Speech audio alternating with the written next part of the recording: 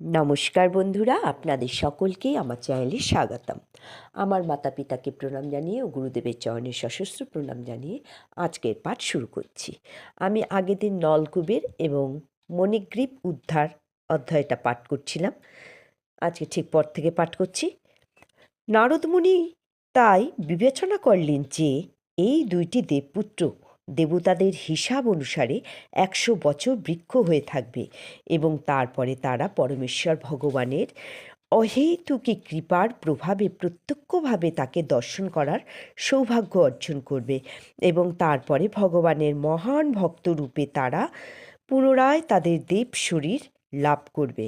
তারপর নারদ মুনি নারায়ণ আশ্রম নামক তার আলয়ে ফিরে গেলেন, আর নলকুবর এবং মণিগ্রীব দুটি অর্জুন বৃক্ষে পরিণত হলো।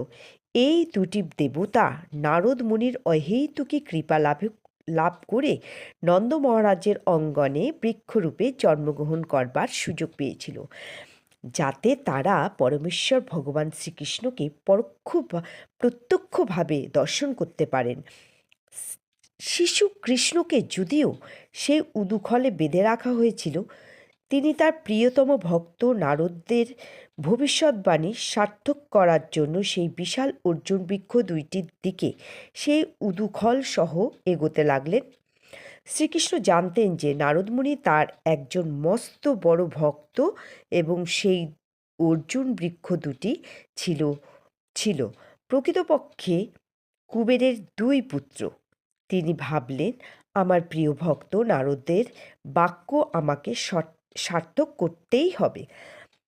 তিনি দুটি গাছের মাঝখান দিয়ে এগোতে লাগলেন। গাছ দুটির মাঝখান দিয়ে তিনি যেতে পারলেন না ঠিকই, কিন্তু সেই বিরাট উদুখলটি আড়াআড়িভাবে গাছ দুটির মাঝখানে আটকে গেল।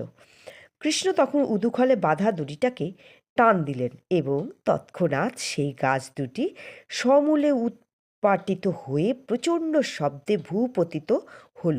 সেই দুটি গাছের মধ্যে থেকে তখন জ্বলন্ত অগ্নির মতো দীপ্তিমান দুজন পুরুষ বেরিয়ে আসলেন।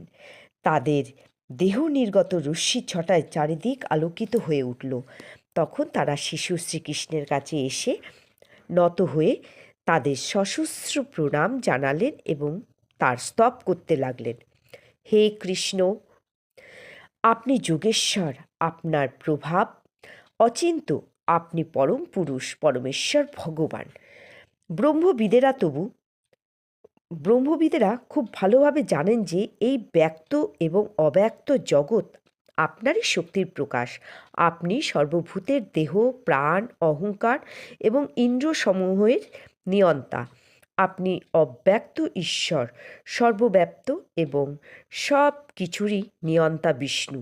আপনি সমস্ত জগতের মূল উৎস, যা সত্য, রজ এবং তম প্রকৃতির এই তিনটি গুণের প্রভাবে কার্য করে।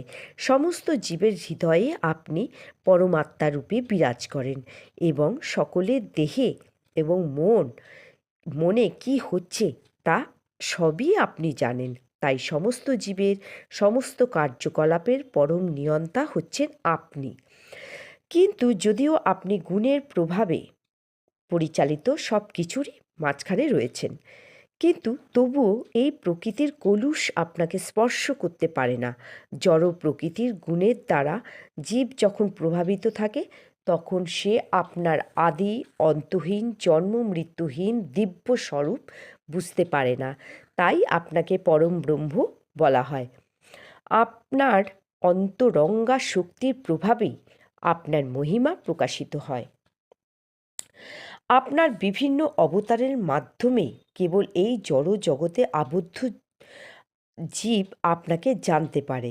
যদিও আপনি বিভিন্ন রূপ ধারণ করেন, কিন্তু এই রূপগুলি জড়া প্রকৃতিজাত নয়। সর্ব অবস্থাতেই তারা অনন্ত ঐশ্বর্য, বীর্য, শ্রী, জ্ঞান এবং বৈরাগ্যে পূর্ণ।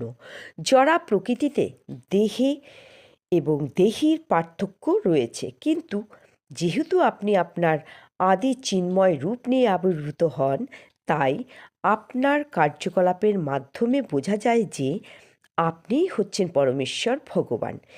এই ধরনের অলৌকিক কার্য জড় জগতে কারোর পক্ষেই সম্পাদন করা সম্ভব নয়। আপনিই হচ্ছেন পরমেশ্বর ভগবান এবং এখন সমস্ত জীবকে তাদের পরম সম্পদ এবং মুক্তি প্রদান করার জন্য আপনি আপনার স্বরূপে অবতীর্ণ হয়েছেন। আপনি সকলের সব রকম মঙ্গল সাধন করতে পারেন। তো বন্ধুরা, আজকে এই পর্যন্ত। পরের দিন আবার ঠিক পরের থেকে পাঠ করব। পাঠকে এখানেই বিরাম দিলাম। নমস্কার।